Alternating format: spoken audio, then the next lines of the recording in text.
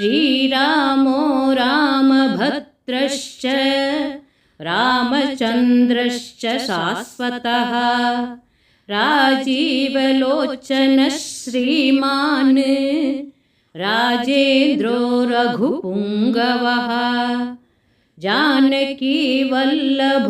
जैत्रो जितामित्रो जनार्दनः विश्वामित्रप्रियो दान्तः शरणत्राणतत्परः वाली प्रमथनो वाग्मी सत्यवाक्सत्यविक्रमः रामाय रामभद्राय रामचन्द्राय वेधसे रघुनाथाय नाथाय सीताय पतये नमः।